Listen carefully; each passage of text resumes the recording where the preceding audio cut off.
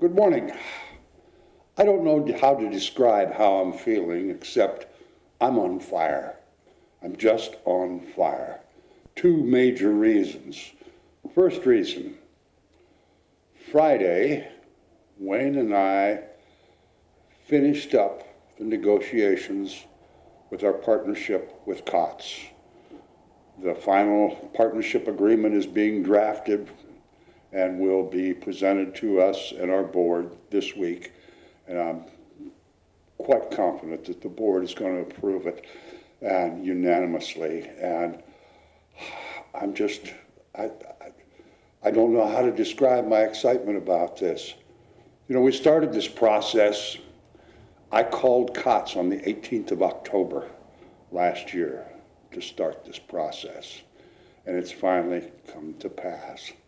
And beginning in August, our Rose Cottage will become housing, a home for people that have had a really tough go in life and haven't had a home lately. It's going to be an opportunity where they can feel like and be an integral part of our community. It's going to give them an opportunity to have a dry, warm, safe home, something they probably haven't had in a long time. It's going to do something else too. It's going to give a lot of people the opportunity to build their self-esteem. What a win-win-win-win for our community. And they're supposed to start moving in August, which means we've got a lot of work to do between now and the 1st of August. We have a huge list of tasks that have to be performed. And we aren't going to ask any of you to give anything you don't have. But we are going to offer you an opportunity to participate and share some of the things you do have, like your time and your talent and your thought, maybe even your treasure. We have a plan as to how all this transition has to take place. And we're going to need a lot of help. The first major task is to move a lot of things out of the back room of the hall into the attic of the cottage. The next task is to move a lot of things out of the cottage into the back room of the hall. Then we've got walls to wash and a lot of painting to do, a lot. The rest of the tasks pretty much are going to have to be by professional people like linoleum people, flooring people to put down a new floor in the kitchen and whatnot. But there's things that we can do, all of us. We can all participate. So if you'd like to share your abundance of time and talent and thought, please give me a call and we'll work out some work days and some times when we can begin this right away. So thank you in advance, and I hope you're just as excited as I am. It's been a long time coming, and what a fabulous way to use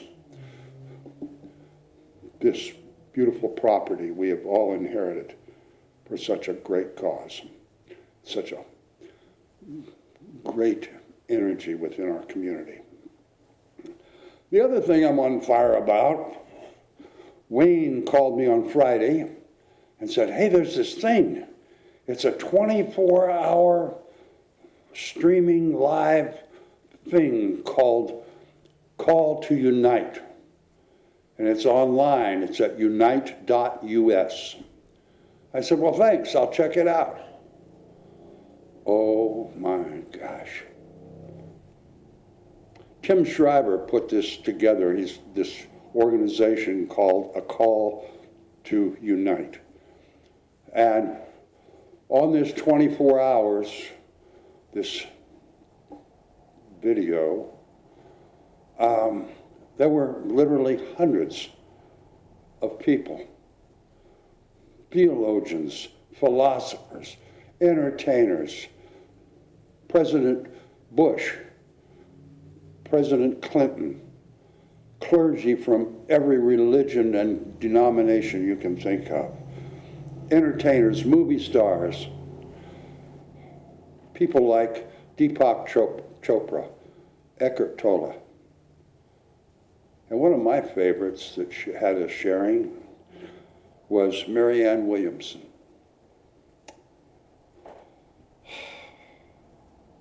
There's a backstory to my partiality to Marianne. It goes back quite a while. About 20 years ago, she and Dennis Kucinich put together a program and tried to get legislation in a new division of our government started called Department of Peace. And they toured all around the country trying to get people to advocate with them and to support this movement. And I went to a couple of their presentations they had in the North Bay here. And then I went down to UC Berkeley, and they had an evening presentation, a talk. And then the next day, Saturday, was an all-day workshop to enlist people to become local directors or representatives of this movement for a Department of Peace.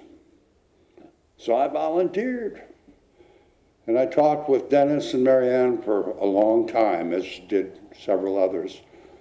And I volunteered to be Katati's representative. And first thing we were going to do was have a march. So I went to the city to get a license and a permit to have a march. They gave me a lot of hurdles to jump and a lot of challenges. Well, at that point in time, I don't think that I possessed maybe the level of commitment, tenacity, courage, I don't know, intelligence, I don't know. But it never came to pass, as did the movement of Department of Peace. I don't think our society was ready for it. But Marianne has always been one of my favorite people, so intelligent, so insightful, so connected with spirit. And I'd encourage each of you to go to unite.us, just whenever. This is an ongoing thing. I'm sure there will be excerpts or reruns of this video. And I just can't believe that anybody could not watch that for a while and not be hugely inspired. And that's the point of it. The point is to inspire people to unite, to come together as a global society. Where have you heard that before? And it dawned on me as I was watching all those people, they've all been listening to my talks these last 6 or 8 weeks. They've all gone to our YouTube channel here at Church of the Oak and watched my messages. But the fact is, they're just doing the same thing I try to do every Sunday. I try to offer to you what I believe to be divine wisdom and spiritual truth. So if you go to this unite.us or other things, if right now you are feeling very inspired with a consciousness of we, that's the purpose. That's the purpose of my talks here lately, is to have us all develop a higher consciousness, not a consciousness of me, but a consciousness of we, a global consciousness of we. And I'm so pleased that a call to unite is happening.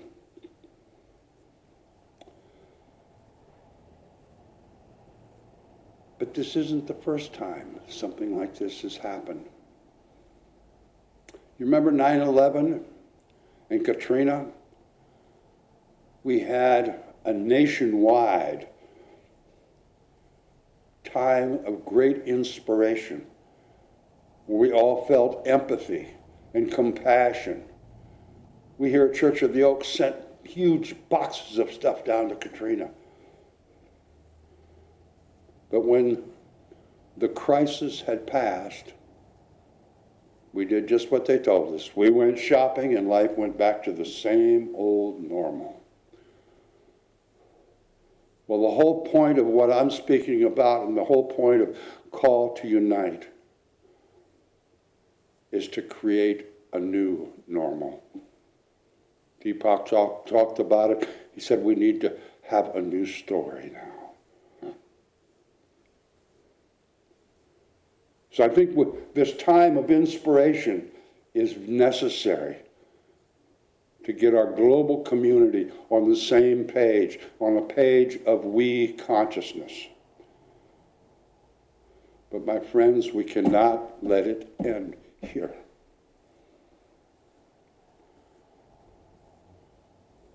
Globally, the systems of organizing society, the systems of economy, and the systems of politics. You hear all the politicians know, oh, I think it's great. You all come together and help make masks and make donations. That's great to deal with the crisis. But don't you dare try to bring it into that empathy and compassion. Don't bring it into the systems of organizing our society. Don't you dare bring it into our economy. That economy is set up so the filthy rich get richer and everybody else works their butt off to provide for that. And global politics, that is reserved exclusively for the sociopaths and psychopaths. And we don't want to mess with that. Well, it's time we mess with it. It's time we take this inspiration, this we consciousness, and figure out a new way to organize societies. Figure out economic systems that work for everyone, not just a few. And politics. I was thinking, what if to run for public office, you had to take a psychological evaluation. And if you didn't meet a certain criteria, you didn't qualify. I think that might be kind of cool, actually.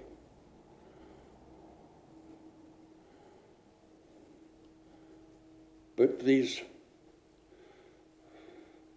time we're having right now, where we feel so separated, that's just a physical, habitual, normal that we've enjoyed for quite some time. But I think the uniting, the connection that we're experiencing now and we can continue to experience, and that we will have to experience to go forward with a new normal, is the connection with spirit, with the unseen. And we're all aware of that. Every one of us has empathy and compassion for people in New York, Singapore, India, Texas, Florida. We are in touch with them via spirit, through spirit. There's no time, there's no space, there's no miles. It's a connection that we can ignore, but we can never break.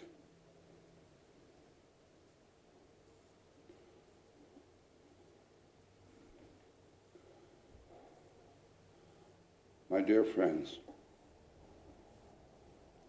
there hasn't been a point in history where our global community is so connected, whether it's via the internet or through spirit.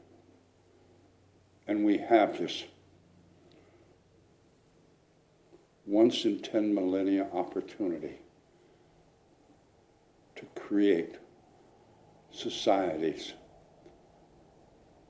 where people and nature and our environment thrive the way they were designed at the factory. We've got an opportunity to create world global economies that serve everyone, so that everyone can feel prosperity, that everyone can feel satisfaction and security. And we've got an opportunity to create and put into office people who truly care about the good of the whole and not just the cost of their campaigns. I urge each of you, watch Unite.us, watch my videos, watch 1,000 other videos, and get really inspired. But once you're inspired, my friends, we have work to do. We have a job of work to do that's going to take generations.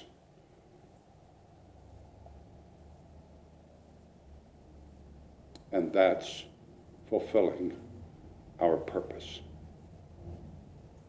Our purpose as caretakers and stewards of this planet. I know we can do that. And so it is.